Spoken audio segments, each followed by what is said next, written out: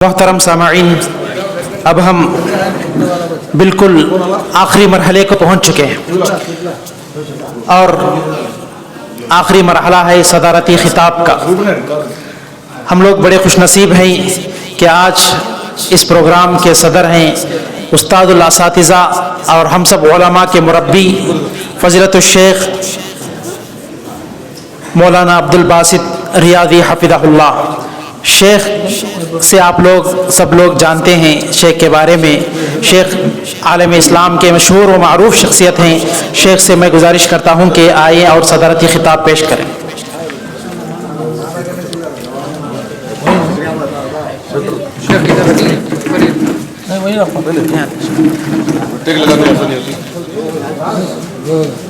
بیٹھے تو ہو برابر میں۔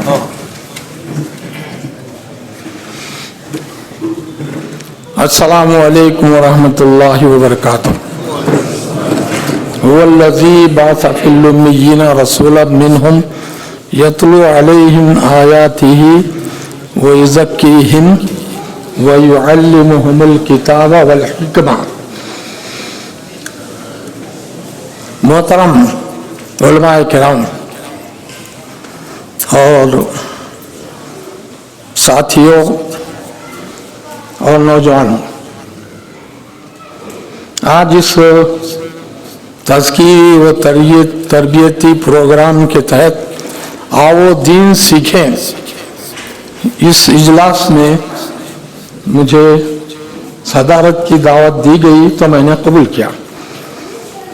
مجھے رات کو ہی علم ہوا کہ الحمدللہ 400 نوجوان اس پروگرام میں رات میں ہی شریک ہوئے۔ تو مقامی جمعیت کا یہ بہت بڑا پروگرام ہے اور بڑا منظم پروگرام ہے، ہر کام بڑے نظم سے ہو رہا ہے اور ایسے کام اور بڑے بڑے کرنے کی ہم کو ضرورت ہے۔ تو یہ جو اجلاس کے منعقد کرنے میں علماء کرام اور نوجوانوں نے جو کوششیں کی ہیں، اللہ تعالیٰ کے پاس ان کا بڑا اجر ہے۔ اس کے بعد آئیے اب ہم ڈائریکٹ میں بات کرتا ہوں، کیونکہ میرے پاس جو عنوان ہے وہ بہت بڑا ہے، لیکن مجھے صرف آدھے گھنٹے کا وقت دیا گیا ہے۔ میں سب سے پہلے بتاتا ہوں کہ آؤ دین سیکھیں۔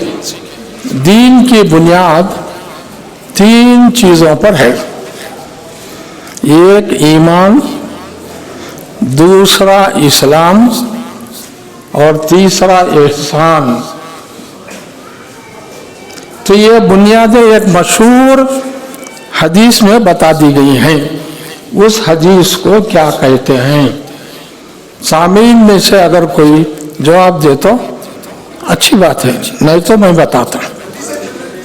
حدیث جبرائیل کہتے ہیں۔ ماشاءاللہ، بارک اللہ۔ حدیث جبرائیل کے تحت دین کی 3 بنیادیں ہیں، ایک ایمان ہے، ایک اسلام ہے اور ایک احسان ہے۔ سب سے پہلے آئیے کہ ہم ایمان کی طرف چلیں۔ ایمان کس کو کہتے ہیں؟ رسول اللہ صلی اللہ علیہ وسلم نے فرمایا کہ 6 باتیں مضبوطی کے ساتھ دل میں بٹھانے کا نام ایمان ہے، اور اس کو عقیدہ بھی بولتے ہیں، اور یہ اسلام کا پہلا عقیدہ ہے۔ رسول اللہ صلی اللہ علیہ وسلم نے فرمایا ایمان کا سب سے پہلا کام معرفت الہی، اللہ تعالیٰ کی معرفت۔ دوسرا کام، دوسری بات یہ اللہ تعالیٰ نے فرشتوں کو بنایا جو اللہ کا پیغام پیغمبروں کو پہنچاتے ہیں۔ تیسری بات یہ کہ اللہ تعالیٰ نے لوگوں کی ہدایت کے لیے پیغمبروں کو روانہ فرمایا۔ چوتھی بات یہ کہ اللہ تعالیٰ نے پیغمبروں کی ہدایت کے لیے آسمان سے کتابوں کو نازل فرمایا۔ اور 5ویں بات یہ ہے کہ اچھی اور بری تقدیر پر ایمان لانا۔ اور 6ٹھی بات یہ ہے کہ آخرت پر ایمان لانا۔ یہ 6 باتیں ایمان میں داخل ہیں۔ اور اس کے بعد دوسری بنیاد اسلام ہے، اور اسلام 6 باتوں پر مشتمل ہے، 5 باتوں پر، 5 چیزوں پر اسلام مشتمل ہے۔ تیسری بات احسان، کہ عبادت ایسی ہو کہ اللہ تعالیٰ ہم دیکھ رہے ہیں، یا ایسی عبادت ہو کہ اللہ تعالیٰ تم کو دیکھ رہا ہے۔ یہ 3 چیزیں ہیں۔ ان میں سے سب سے پہلا معرفت خداوندی، اس کی طرف ہم چلیں گے، اور مولانا صلاح الدین صاحب نے اللہ تعالیٰ کی معرفت کے کچھ چیزیں بتائے ہیں، میں اور مزید چیزیں بتایا اور آپ کو بتاؤں گا۔ اللہ تعالیٰ کی معرفت کے لیے ہم کو اتنی بڑی کائنات پر نظر کرنے کے علاوہ خود ہمارے جسم پر، ہمارے بدن میں اللہ تعالیٰ کی کتنی نعمتیں ہیں، ان پر سب سے پہلے غور کریں۔ اللہ تعالیٰ نے ہم کو 15 نعمتیں خود انسان کے جسم میں، بدن پر گنے تو سب سے پہلا کہ آنکھ دیا، ہم اسے دیکھتے ہیں۔ دوسرا کان دیا، ہم ان سے سنتے ہیں۔ تیسرا ناک دیا، خوشبو اور بدبو کو محسوس کرتے ہیں۔ چوتھا زبان دیا، جس سے مزہ چکھتے ہیں اور بات کرتے ہیں۔ اور 5واں اللہ تعالیٰ نے 2 ہاتھ دیا، جس سے ہم ہر کام انجام دے سکتے ہیں۔ 6واں اللہ تعالیٰ نے 2 پیر دیا، جس سے چلتے ہیں۔ 7واں اللہ تعالیٰ نے دماغ دیا، جس سے سوچ کر کام کرتے ہیں۔ 8واں اللہ تعالیٰ نے انسان کو ایک مکسچر دیا، مکسچر جانتے ہیں ہم، پیستے ہیں، میدا غذاؤں کو پیستا ہے۔ اور میدے میں کتنی نعمتیں ہیں۔ میدا غذا کو پیسنے کے بعد اس سے خون بنا کر دل کو پہنچاتا، اور دل خون سارے جسم میں پہنچاتا۔ اگر کسی عضو پر خون نہ پہنچے تو وہ عضو فالج زدہ، بیکار ہو جاتا ہے۔ تو یہ خون اللہ تعالیٰ میدا کیا کرتا ہے، مکسچر سے خون بناتا ہے، اور پھر اس کے بعد مکسچر اچھا پیس کر اپنی غذا کو فضلہ بناتا ہے، انسان کا پائخانہ، اور پانی کو ہضم کر کے، غذا میں ہضم کر کے اس کو پیشاب بناتا ہے۔ تو یہ میدے کے کام ہے۔ ہمارے جسم میں خود یہ کتنی چیزیں اللہ تعالیٰ انسان کو دیا ہے۔ اور یہ میدا جو خون بناتا ہے، اس کو صاف کر کے دل تک پہنچانے والا کلیجہ، اور انسان کی زندگی کو برقرار رکھنے والا پھیپھڑا، جس سے سانس لیتا ہے اور انسان چلتا ہے۔ اور پھر معدے سے پیشاب نکلتا ہے۔ معدے کی غلاظت کو معدے میں رکھ کر پاکیزہ پیشاب نکالنے والا کڈنی دیا۔ یہ کڈنی فیل ہو گئے تو آدمی چند دن کا مہمان یا چند مہینوں کا مہمان۔ تو پھر اس کے بعد اللہ تعالیٰ نے جو پانی ہم پیتے ہیں، پسینے کے ذریعے سے باہر نکالتا، تھوک کے ذریعے سے باہر نکالتا، بلغم کے ذریعے سے باہر نکلتا، اور جو ہے اور مختلف چیزوں سے پانی باہر نکلتا۔ پھر اس کے بعد ہم جو انسان کھاتا ہے، اس کا فضلہ نکلتا ہے، پاخانہ۔ انسان کیا کھاتا ہے؟ اناج کھاتا ہے، ترکاری کھاتا ہے، گوشت کھاتا ہے۔ ایسے ہی گائے کیا کھاتی ہے؟ وہ بھی اناج کھاتی ہے، چارہ کھاتی ہے، اور کھانا وغیرہ دیے تو وہ بھی کھاتی ہے۔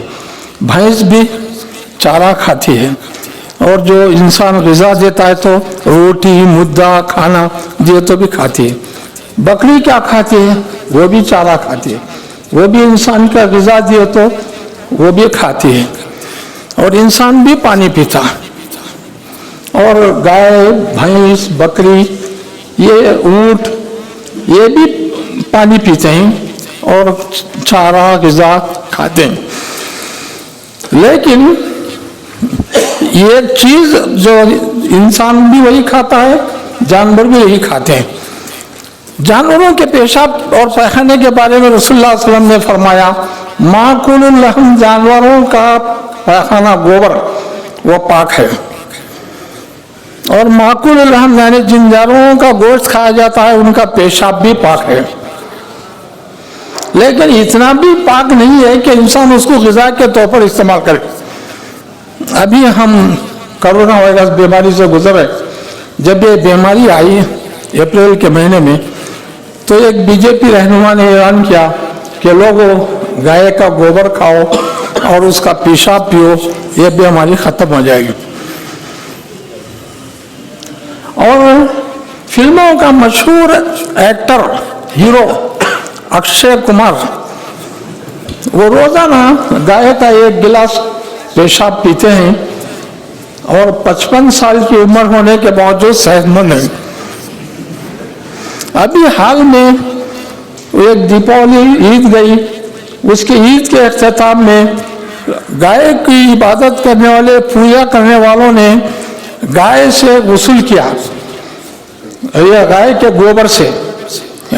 गोबर से गुस्ल किया और जिस्मों से मला, और सब एक दूसरे पर गोबर फेंक कर वो गोबर से उसको मुलव्वस करते रहे।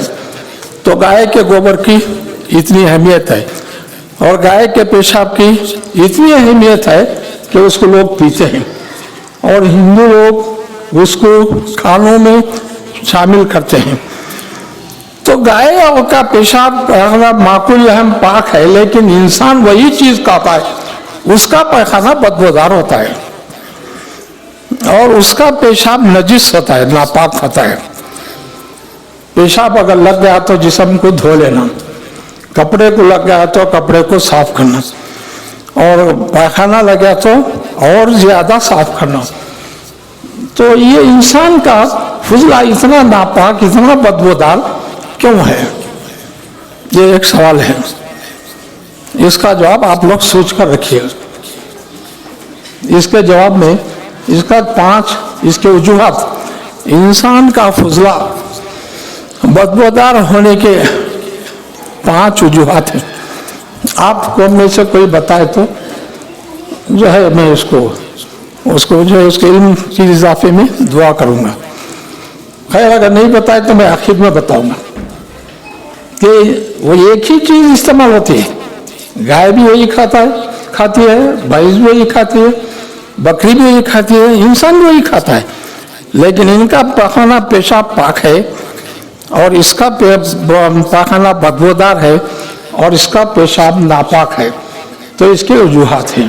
खैर आओ अब हम दीन सीखें।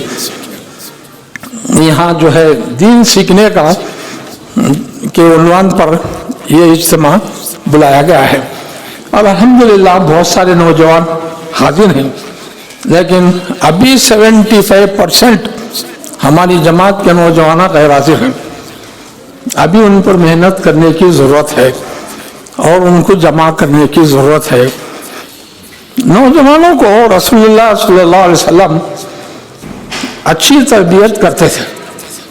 आप सल्लल्लाहु अलैहि वसल्लम एक दाई में, जैसा कि मौलाना वसीम साहब ने फरमाया कि दावत हर इंसान को दीन की देना चाहिए और दीन सिखाना चाहिए और दीन सारी दुनिया में दीन को फैलाना चाहिए, और दीन को जब तक कि वो लियुज़हिरहु अला दीन कुल्लिही, तमाम दीनों पर इस्लाम गालिब आने तक कोशिश करना है।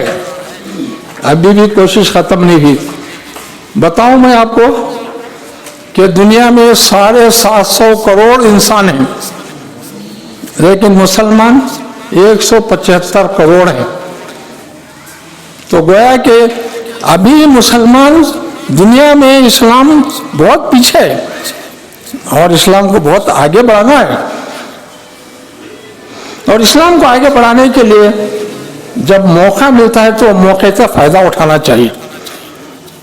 मैं आपको बताऊं कि उंदुलुस एक मुल्क है, उसका नाम आज नया नाम उसका क्या है? सामीन में से कोई बता सकते हैं? एक उंदुलुस एक मुल्क का नाम था पहले, लेकिन आज वो उसका नाम बदल गया है। यूरोप का एक मुल्क है, आज उसको स्पेन बोलते हैं। और स्पेन पर मुसलमानों ने 500 साल हुकूमत किया। मुसलमानों ने इस यूरोपीय मुल्क पर, यूरोप के मुल्क पर 500 साल हुकूमत किया। लेकिन मुसलमानों की आपसी लड़ाइयाँ और आपसी चपखलिशें, बदगुमानियाँ, हसद वगैरह से वहाँ से हुकूमत ख़त्म हो गई और वहाँ के तमाम मुसलमान बादशाहों को, शहजादों को सब निकाल दिया गया। एक वक्त आया कि जो है वहाँ के नवाब को और शहजादे को और उनकी ख़वातीन को निकाला जा रहा था शहर से। तो एक नौजवान शहजादा वो अपने महल, जिसको कसरुल हमरा बोलते, लाल सुर्ख महल, उसको देखकर रोने लगा नौजवान शहजादे को। तो माँ ने कहा, बेटा जिस वक्त तलवार लेकर दुश्मन को ख़त्म करने की ज़रूरत थी उस वक्त तुम बैठे रहे, अब औरतों की तरह रोने से क्या होता है? जिस वक्त दुश्मन तुम पर हमला कर रहा था उस वक्त बहादुरी से दुश्मन का मुकाबला करने की बजाय खामोश बैठे, अब दुश्मन तुमको निकाल दिया मुल्क से, तो अब औरतों की तरह रोने से क्या फायदा? तो दोस्तों और बुजुर्गों, एक ज़माने में इस उंदुलुस स्पेन की सल्तनत बहुत मजबूत थी।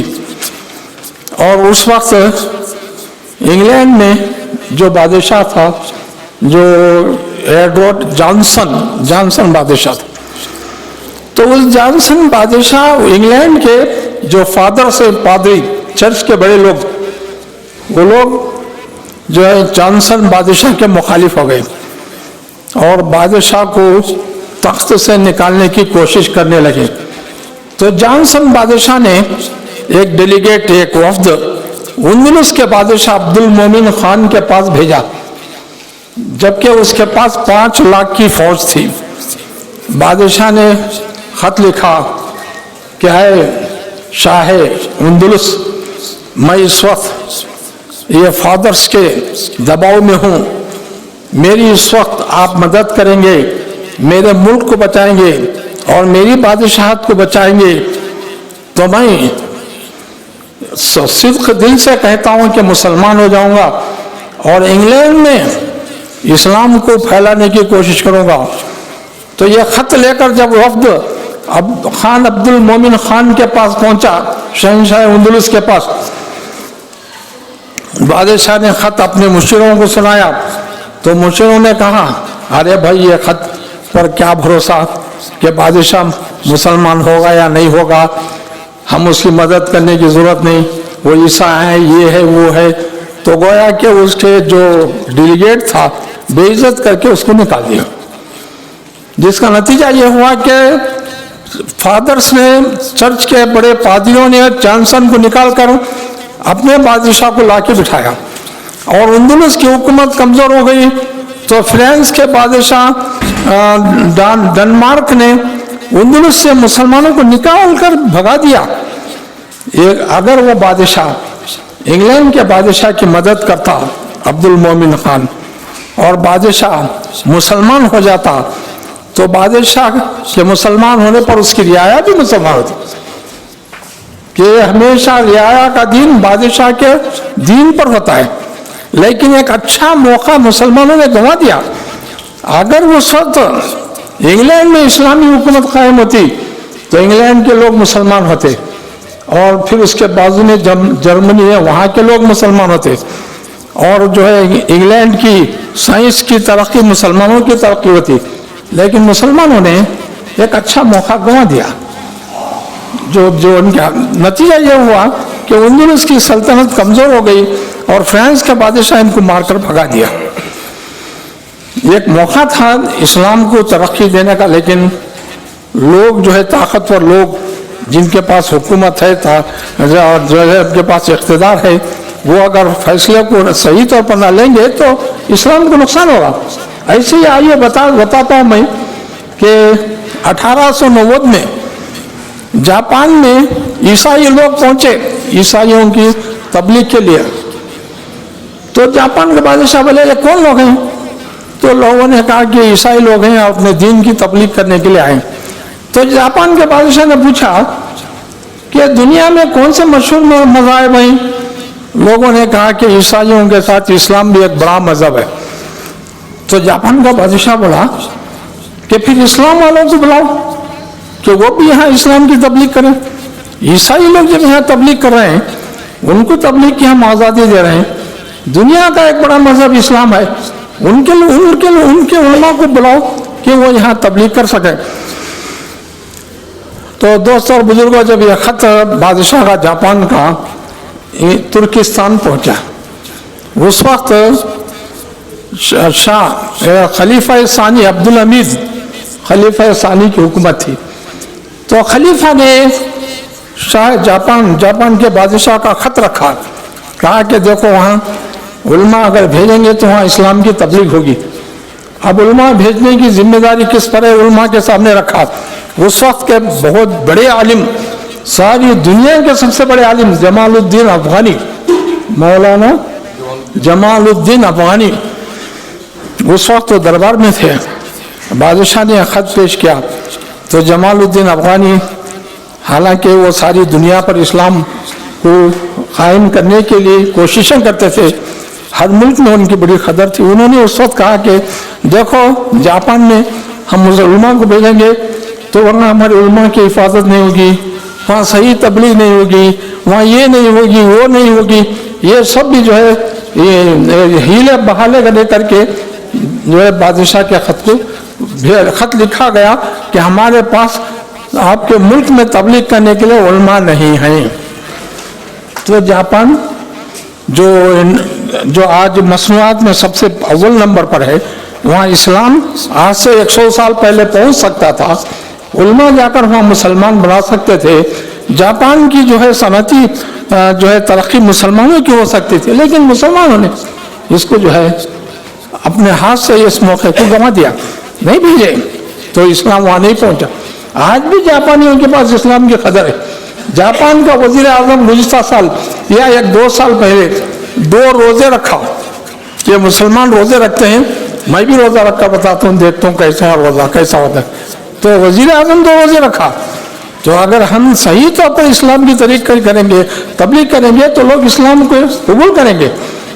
तो अगर मैं ये बता रहा था कि दीन सिखाना, एक दाई में दीन सिखाने के लिए सबसे पहले यह है कि नरमी हो और माहिर बुर्दबारी होना चाहिए।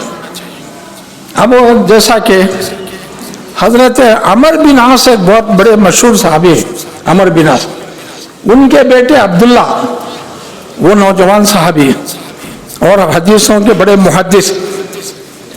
अब अमर बिन आस ने अपने बेटे की शादी किया और ये दुल्हा दुल्हन को जो है एक मकान में रख दिया गया।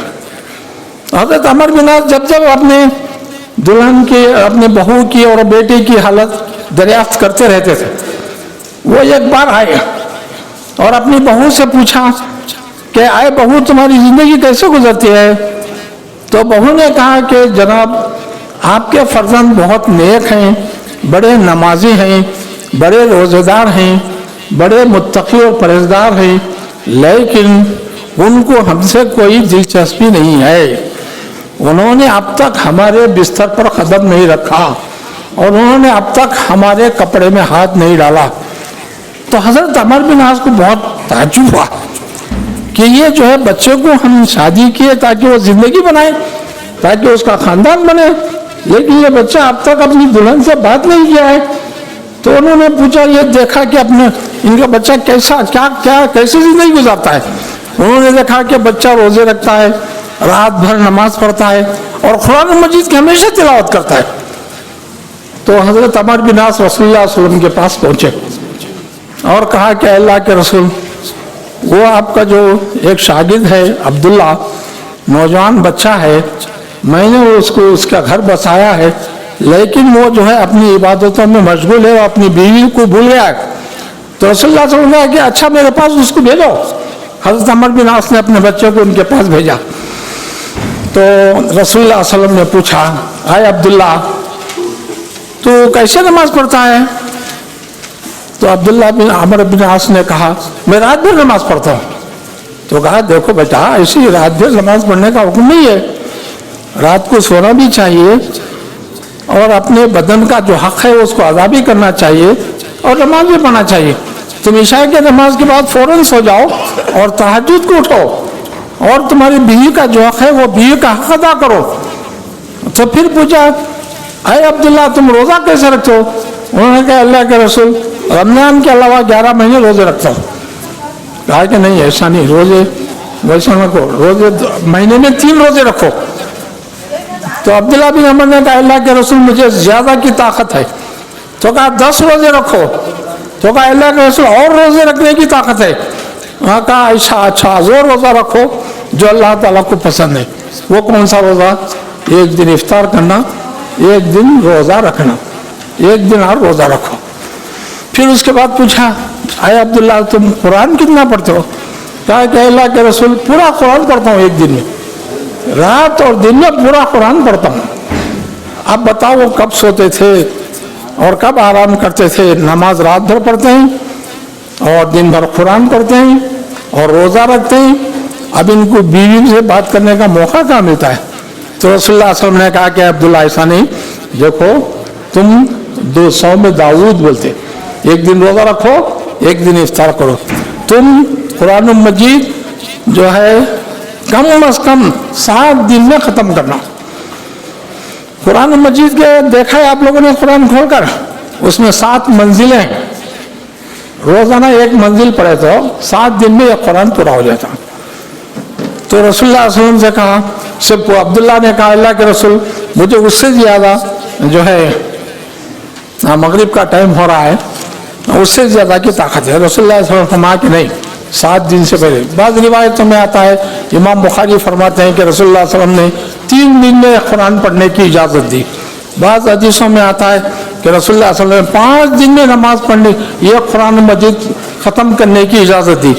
लेकिन इमाम बुखारी फरमाते हैं 7 दिन में यह कुरान पढ़ने ख़त्म करने की रिवायत ही ज़्यादा सही है। अब इसके बाद आइए, मैंने जो सवाल रखा है उस सवाल की तरफ आता हूँ, उसका जवाब कि इंसान का फजला इतना बदबूदार क्यों होता है। इसके 5 वजूहात हैं। सबसे पहले वजह ये कि इंसान अपने बदबूदार फजले को साफ करने के लिए अल्लाह ताला उसे हाथ दिया, हाथों से सफाई करता है। जानवरों को हाथ नहीं है, ये एक चीज़ है। दूसरा है कि अल्लाह ताला जो है जानवरों का फजला बदबूदार नहीं बनाया। क्यों नहीं बनाया? अगर जानवरों का फजला, ऊँट, गाय, भैंस, बकरी का फजला बदबूदार होता तो कोई उनको अपने घर में नहीं पालता।